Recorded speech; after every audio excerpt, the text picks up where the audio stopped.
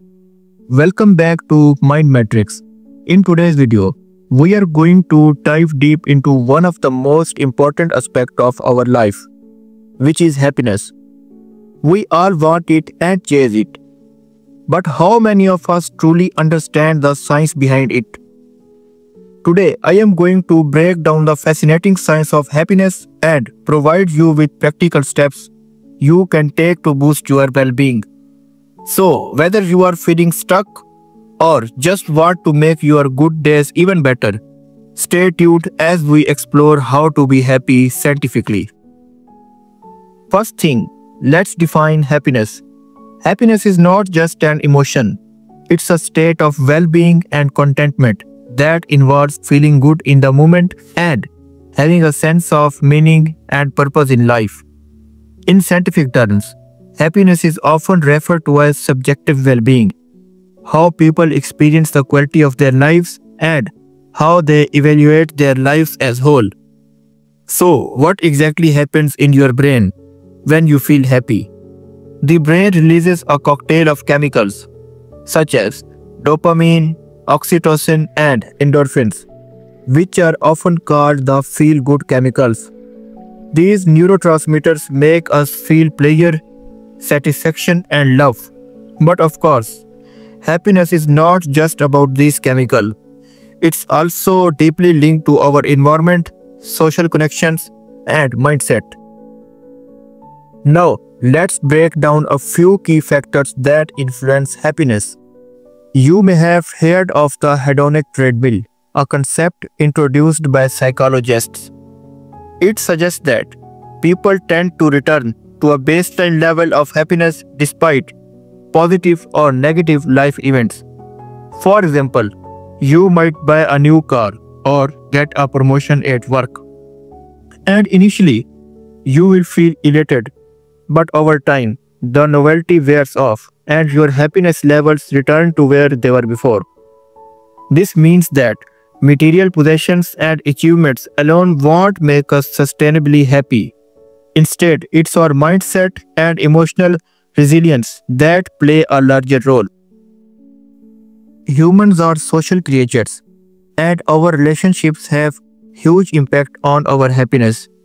In fact, studies show that having strong social connections can be as important to your happiness as your health. Positive relations, whether with family, friends, or a romantic partner, promote feelings of security and support, which help to reduce stress and increase overall well-being. So, nurturing your relationships is not just about spending time with others, but about cultivating meaningful, empathetic, and mutually supportive connections. The practice of gratitude has been shown to have a powerful effect on the happiness.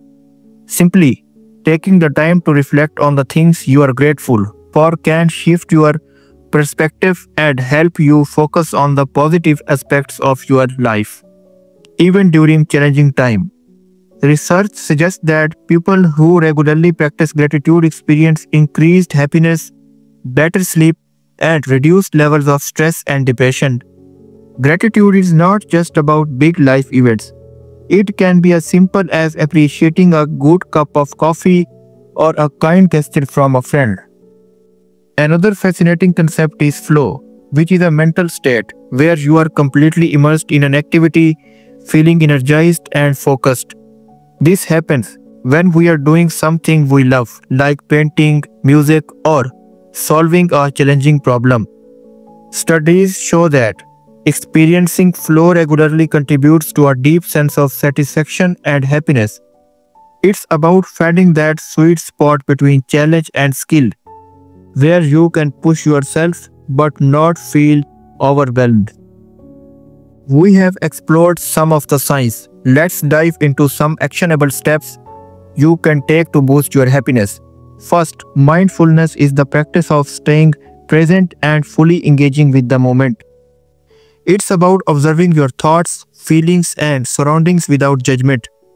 Studies have shown that mindfulness can reduce stress, improve emotional regulation, and increase feelings of joy and satisfaction. Start with just a few minutes each day. maybe through meditation or mindful breathing, and gradually work your way up. Happiness is also about accepting yourself as you are. Striving for perfection can lead to frustration and feelings of inadequacy. Instead, focus on progress, not perfection.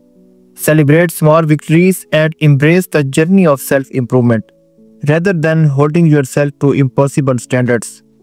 So, there you have it, the science of happiness and how you can implement these insights in your own life.